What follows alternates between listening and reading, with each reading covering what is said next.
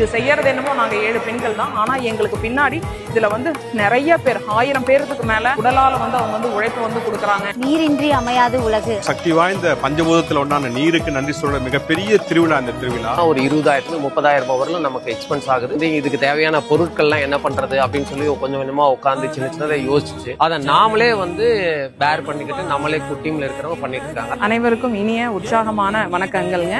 நாம இப்போ காவேரியோட படித்துறையில இருக்கோம். நாங்க எல்லாம் எதுக்காக ஒன்று கூடி இருக்கிறோம் அப்படின்னா, இந்த காவேரி தாய்க்கு ஆராத்தி அப்படிங்கிற பூஜையை செய்யறதுக்காக வந்திருக்கோம். நம்ம பொதுவா கங்கையில இந்த மாதிரி கங்கா ஆராத்தி நாம இங்கிருந்து அங்க போய் கங்கையில பார்ப்போம். புராணங்கள்ல சில சம்பவங்கள், சில வரலாறு இருக்கு. ஐப்பசி மாசத்துல கங்கையே தன்னுடைய பாவம் போக்குறதுக்காக காவிரியில ஐக்கியமாகறதாக. அதனாலதான் ஐப்பசி மாசத்துல இங்க கங்கா ஸ்நானம் பண்ணணும் அப்படின்னு சொல்லி தமிழ்நாட்டுல ஐப்பசி மாசத்துல துலா மாசம் துலா ஸ்நானம் பண்ணணும்னு சொல்லிட்டு இருக்காங்க. எதிர்வரும் சமுதாயத்துக்கு புனிதமான நீரை, தூய்மையான நீரை, சுத்தமான நீரை தருவதுதான் எங்களுடைய நோக்கம். இது மாசம் பௌர்ணமி அன்னைக்கு கருங்கல்பாளையம் சோழீஸ்வரன் கோயில் படித்துறையில நடந்துட்டு இருக்கு. மாசமா இது எல்லாருமே கலந்துக்கலாம். எல்லாருமே வாங்க, காவிரி மாதா ஆசீர்வாதம் வாங்கலாம். சுற்றுப்புறத்தை தூய்மையா வச்சுட்டு இந்த காவிரி ஆற்றுல எந்த விதமான மாசும் நடக்காம நாம நம்ம கிட்ட இருந்து நம்மளோட மாற்றத்தை ஆரம்பிச்சோம் அப்படின்னா எல்லாமே நல்லாவே நடக்கும். வெற்றி நிச்சயம், ஜெயிப்பது நிஜம். ஜெய்ஹிந்த்.